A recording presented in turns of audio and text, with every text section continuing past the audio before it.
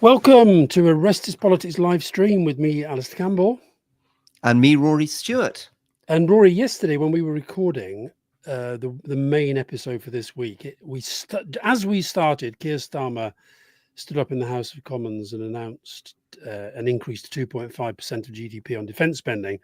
And if you remember, and I said, and part of that is going to be funded by a cut in aid and development. What I hadn't realised at that point is the whole thing is being funded by that. And you and I have both since been absolutely inundated with people who work in the aid and development sector, and quite a lot of Labour supporters as well, saying that, yes, we agree we're in very dangerous, difficult times and maybe we need to up defence spending, but surely they could have found other ways to do it. So what sort of feedback have you been getting?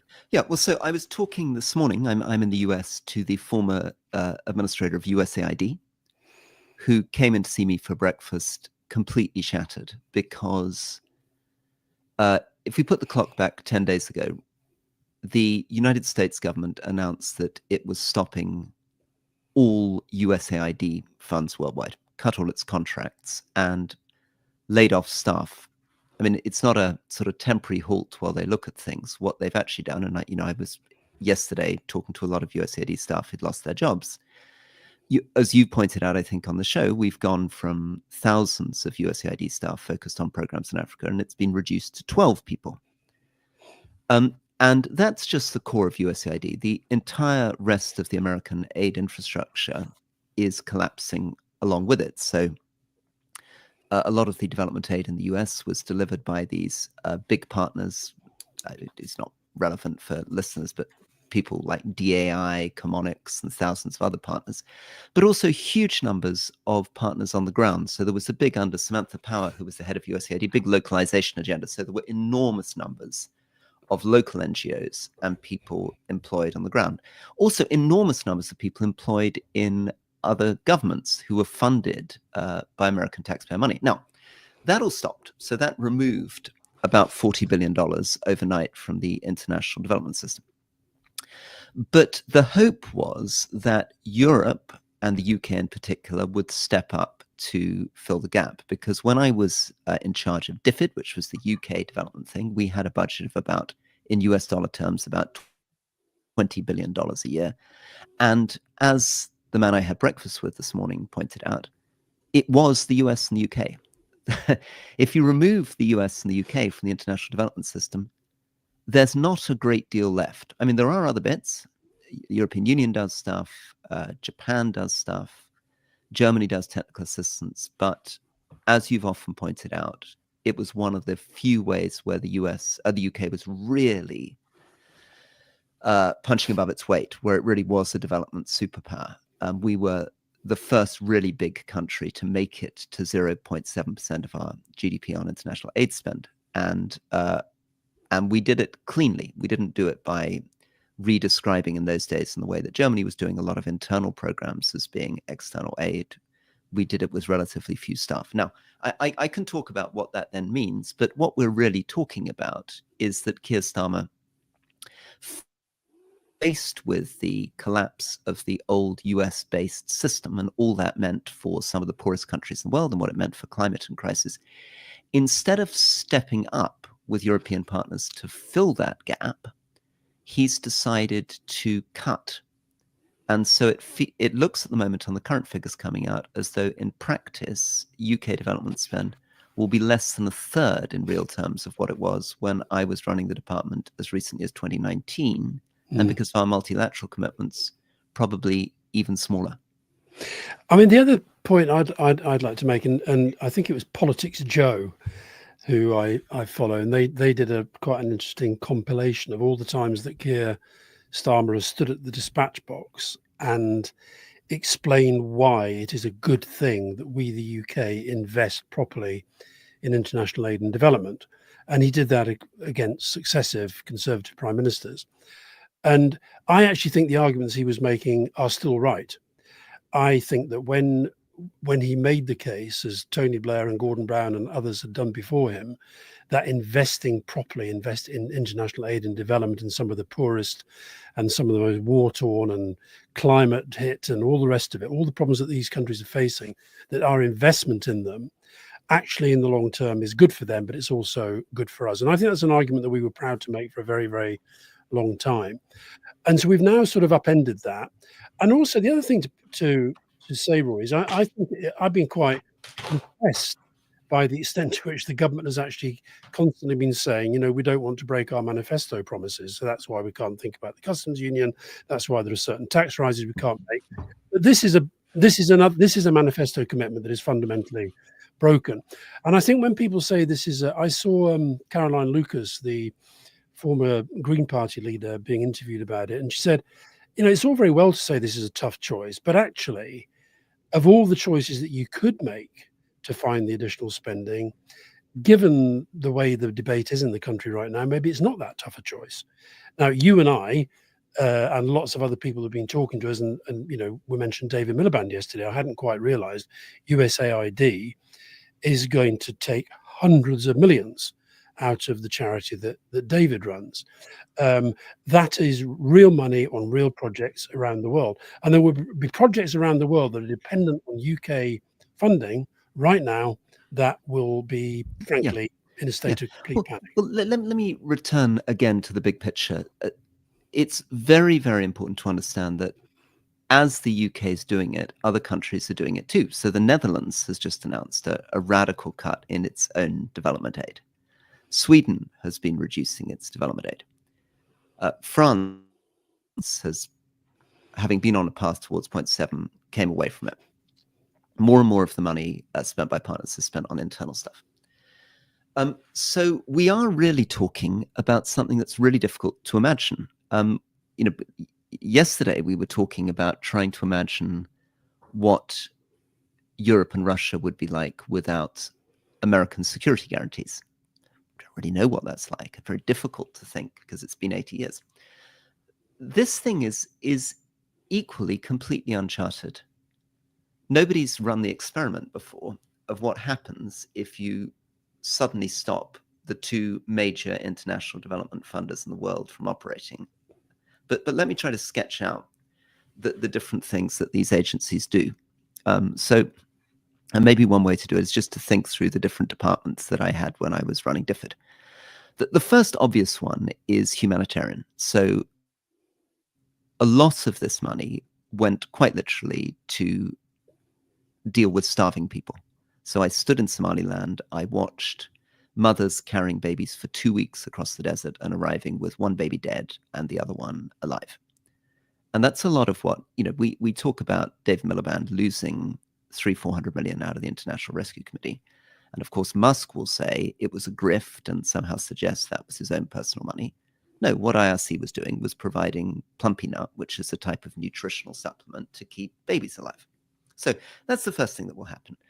When there is a humanitarian catastrophe, and they happen quite a lot, let's say there's a tsunami or there's an extended drought and hundreds of millions of people are on the edge of famine, and the UN go and make an appeal and say, we need the money. This often happened. Some would land on my desk. There's a big £1.5 billion appeal for a crisis in Somalia. And I was able to say, okay, Britain will contribute. And often we were able to put in, let's say, a couple of $100 million, and the US would put in a couple $100 million. So that's one thing. I'll accelerate. I got too deep into that one. Second thing we did is a lot of economic development with countries, including trade development. So we worked on getting the borders and the customs sorted out between East African countries to create a free trade zone. We provided technical assistance to their governments on finance and taxation, which was often revolutionary. I mean, a very small amount of money we spent in Myanmar completely transformed the taxation revenue of the government. So the government ended up getting about 30 times as much money as we'd put in and became more self-reliant. Civil war. A lot of the money we put in is helping very fragile poor governments deliver services. And when that money is whipped away, those governments come very close to collapse. And we've seen this across the Sahel. Migration.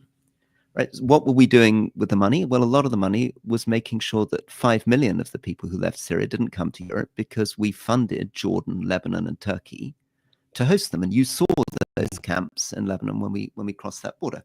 And finally, global health. A lot of the stuff that I was doing was around global health. And so when Ebola takes off in Congo or on the Uganda border, it was the US and the UK who were funding the surveillance systems, which picked up early signs of it spreading. And what does a surveillance system mean? It means people.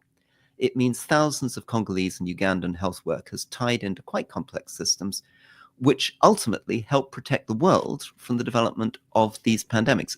Those have all gone now. I was talking to a couple of Labour MPs earlier, and I think the one thing that they're just, this is on the politics of this now, and I completely agree with you. I think it's really important we don't lose sight of the fact, one, this country has got an amazing record in this field and is recognised worldwide as one of the big four. I think there's a danger that's now gone, and it'll be quite hard to get it back. The second thing to say is on the politics of this. One or two of these Labour MPs were saying to me that that everybody accepts, and you and I have been saying this for quite a long time, we are entering into a really quite fragile, dangerous sort of geopolitical, geostrategic space, and we need to improve our defences. No doubt about that at all. So therefore, you and I would both welcome, in fact, even say maybe should have gone further yesterday in terms of the commitment on defence. But then to say this is one of them said to me, it's actually not that hard a choice. A really hard choice is actually to say, do you know what? This is so bad and this is so dangerous that we are going to have to look at certain taxes. We maybe are going to have to think about how we bring in a wealth tax. Now, one of the reasons why, and we should apologize, by the way, we were a few minutes late. And the reason, dear listeners and viewers, why we were late is because we were interviewing a member of the cabinet, Peter Kyle, who's a very, very fine man. And it turned out it was a really good interview, but we overran a little bit because we were sort of enjoying it. That's why we were late. But he did at one point call me wet, because he said that I was constantly sort of standing up for any cause and saying that's what the government should do, et cetera, et cetera, et cetera.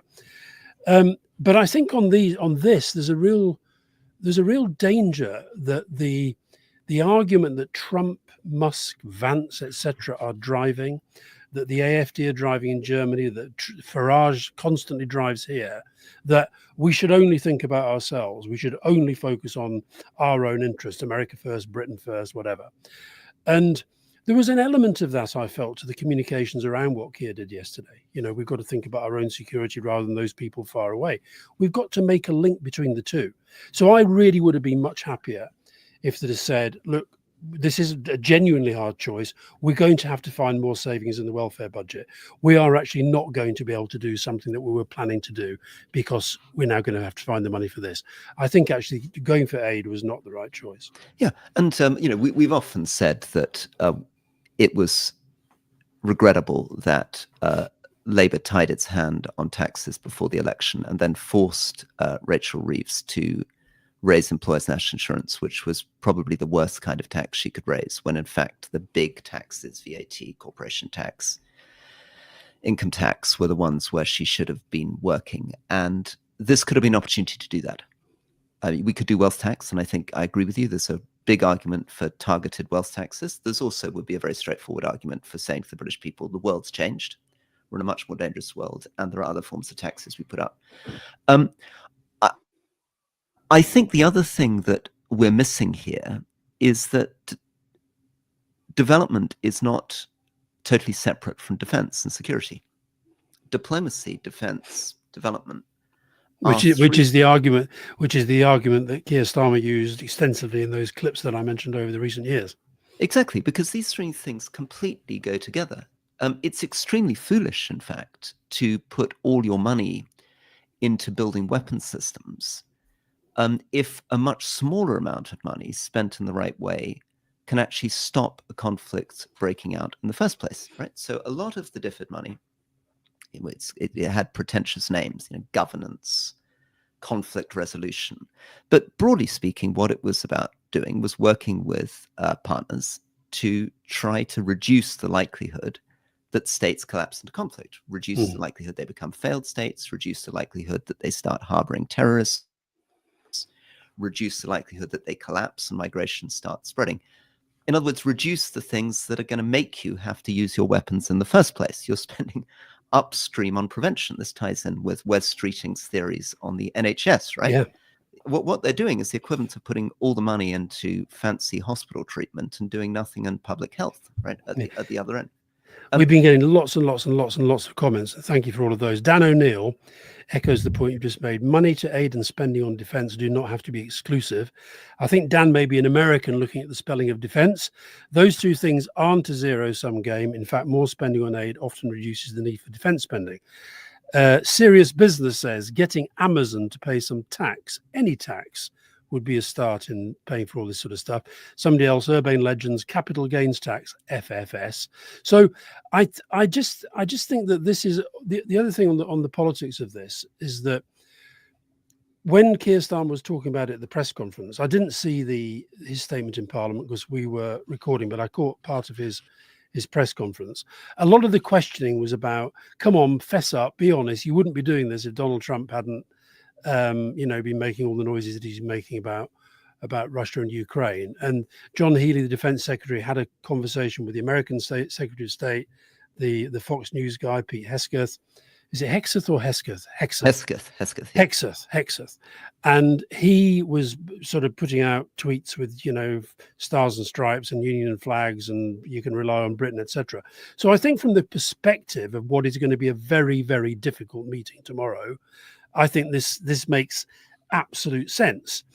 I think the politics that flow from it, beyond what happens tomorrow and beyond the relationship with the US over Ukraine about aid, we've said in the last 2 or 3 episodes that the Americans getting rid of USAID gives the UK a huge opportunity in the field of soft power to increase our soft power. And I fear that we've just sort of 86'd it. Big strategic mistake also, because what we're doing is we're giving a huge space for China and Russia. So when I was the Africa Minister in 2016, 9 years ago, British investment into Africa was still a third higher than Chinese investment into Africa. Wasn't very long ago. And US and French investment was ahead, right? Today, Chinese investment completely dwarfs. We have had a situation where, as we've talked about, in Chad, Niger, Mali, Burkina Faso, Gabon, there have been these military coups right the way across the Sahel. And in almost every case, Western allies like the US and France have been driven out, and Russian Wagner mercenaries have come in. So the Russians have private security companies now in dozens of countries in Africa, and the Chinese have private security companies in dozens of countries in Africa. China is taking control of lithium, cobalt, nickel, rare earths from places like Congo, which are absolutely vital for the future energy revolution, for electricity, for the future of computing. And we are creating a vacuum by the US and the UK leaving. And it's a vacuum that began under Boris Johnson, right? So we went from, in practice, about £4 billion a year of bilateral aid into Africa, which would mean that in many African countries, we had 150 million pounds to play with when we were negotiating with those governments, supporting those governments, influencing those governments to work with us on global trade, on Ukraine, on health, towards a world in which we will now have 5-10 million pounds. And that sounds odd, because people listening will be like, wait a sec, they've just cut the budget by 75% from 0.7. How come you're talking about a 9% cut? This leads to another point, which I'd like to get onto in a second, which is what this means for the United Nations, what this means for the World Bank, what it means for the IMF. But let me just throw that back to you first. This question of creating space for China and Russia, the way in which actually often this money, and I'll give you the final example before I come back to you, Nepal, what happened is that the US government said, don't go with Chinese investment, take $500 million from the US. We will build an electricity line which will connect Nepal into India. It'll be good for climate because it's going to be hydropower. It'll be good for development in Nepal because it's electricity, but above all, it's good for the United States because it's keeping China out of a key region. All that's now gone, and China's just come back into Nepal and say, okay, we'll pick it up. Yeah, well, it's interesting for obvious reasons. We have been talking a huge amount on the podcast and in recent months about the United States because of Trump and the election, and about Russia because of the war in Ukraine. And actually, China, which does tend to sort of just keep chugging along and playing the long-term game, has been relatively quiet. There's all sorts of economic and social and political things going on there, but it's been relatively quiet by comparison. I think at some point there is a case for us talking to a real expert about the extent of Chinese investment through the Belt and Road Initiative, through their aid and development programs. We've got a question on Question Time tomorrow where somebody asked whether if Rory was offered a job running the Chinese equivalent of the USAID, would he take it on? And he said no, but actually that is how they will be thinking. US, UK vacating this space opens opportunities for us. And when we talked to Franz Timmermans on Leading this week, and you were asking him at the end, what are you optimistic about? And he was saying he was optimistic because there's so much opportunity in the global south, and because the extent to which African development is taking place, etc. Well, we are now, to some extent, pulling away from that at a time when China in particular, and on the military support side, Russia in particular, are stepping in. So I think on all sorts of levels, this is one of those decisions that may get decent headlines from right-wing newspapers, may make MPs feel, yes. And by the way, I support Britain. I said this on the podcast today, Britain showing leadership on European defence, absolutely all up for it. But in the end, where Keir Starmer is absolutely right, it's about tough choices. And I just feel, you and I, we're agreeing agreeably and violently on this, that this is not the choice and that we should have made. the sums of money involved are not big compared to other bits of the government budget. I mean, it sounds big, but what had happened is Boris Johnson had already hacked international development spend to pieces, and Labour didn't put that spending up. Yeah. So it was already much lower than it was when I was in government. There have been questions here in the thread about, can the UN step up? But the truth is, of course, that the UN is funded by us. Yeah. So these UN agencies, when Tom, who's now the who we interviewed on Leading, he's now the head of the UN humanitarian stuff. When they make a humanitarian appeal to fund those agencies, they're appealing to the UK and the US to provide that funding. They don't have their own money. Their money comes from our development budgets. The World Bank, I mean, people may not be very interested in international finance, but these organizations, the World Bank, the IMF, which are really vital for the global financial system, right? They're the work with the central banks, make sure that the currency and money flows are working, provide emergency support when the Indonesian economy collapses, and actually in the case of Britain, provide emergency support when our economy collapsed in the 1970s. These too are funded through our international development budget, right? They have a pot of money, but we top it up all the time. So what's happening now is something that we haven't begun to think through. We haven't really begun to think what the implications are of removing what I guess will be, if you take the UK and almost the US and all of the US and almost all of the UK out of the international development system, you're probably reducing by about 50% the entire size of all international development worldwide. And you're left, you're left with Germany and Japan as the main sort of drivers of this. And Germany, and they will Germany take and a Japan lead. Germany and Japan do it in a very different way. So Germany does it with an enormous amount of staff providing technical assistance. Yeah. They don't provide much budgetary support. Yeah. So a lot of the budgetary support, and again, that's a kind of technical word, but that means that many of the governments around the world received from the US and the UK direct assistance for their budgets. So Jordan, for example, 40% of key parts of its budget was directly paid by the United States. Now they're in a situation where Trump is saying, I'm not going to give you money unless you take 1 million Palestinian refugees. And what he's really saying, whether he understands it or not, is I'm going to collapse Jordan. I'm going to collapse its economy. I'm going to collapse the monarchy, and I'm going to create a failed state. And this is going to be true in many, many more countries around the world than we recognize. So the risk of global conflict will go up, the risk of civil war will go up, the risk of Russia and China coming in will go up. And then I just want to loop back to this question of pandemics. I worked very closely on the Ebola response, and of course people sort of have a sense of this from COVID. But there are many, many worse things out there than COVID. Ebola literally is flesh eating, and mortality rates could be 50%. I mean, I remember going to see the doctors and nurses in those clinics in Eastern Congo, and sitting with a nurse who got it, treating other people, right? And the children that you see. Right? If we hadn't had surveillance mechanisms in place paid for by the British and American governments on the Uganda-Congo border, that would have spread much, much further. Mm. And Ebola, luckily, is quite difficult to catch, but there will be many, many other pandemics spreading, and we just won't have the infrastructure to deal with them, and that will affect us dramatically. Yeah. Well, listen, maybe close with a couple of comments, one which agrees with us and one which doesn't. Grumble Woof, overseas aid is actually soft power that works all the time. Hard power, i.e. arms, only works when you need it for defence or attack. Otherwise, arms sit in sheds rusting.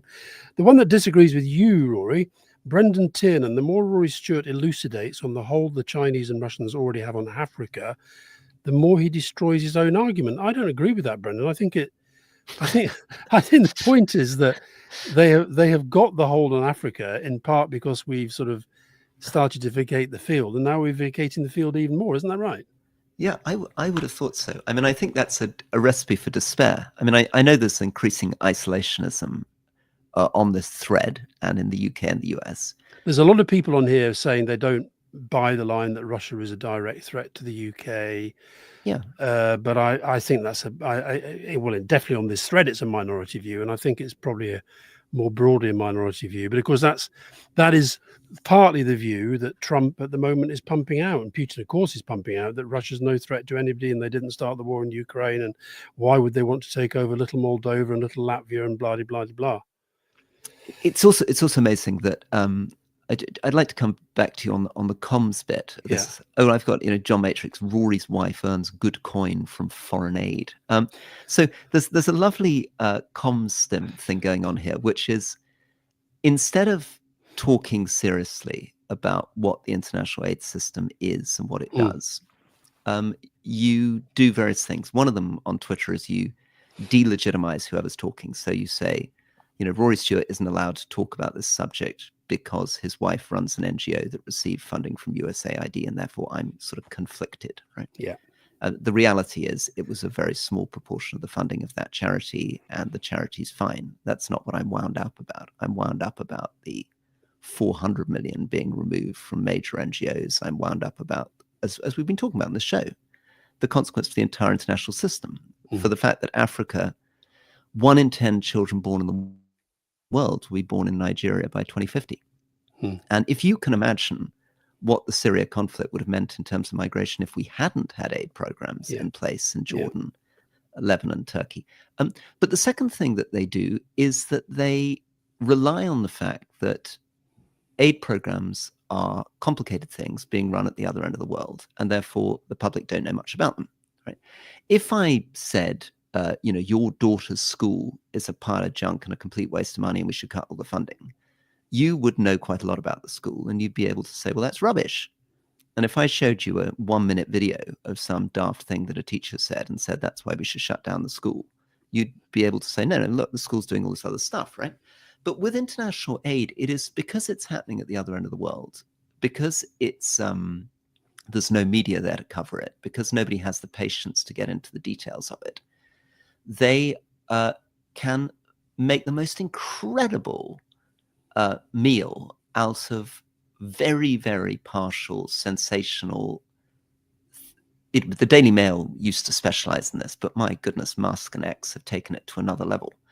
And what they do is they try to discredit an entire system. I mean, it'd be like trying to shut down the entire education system on the basis of 90-second videos of individual teachers saying something that sounds a bit daft if you watch it quickly on Twitter.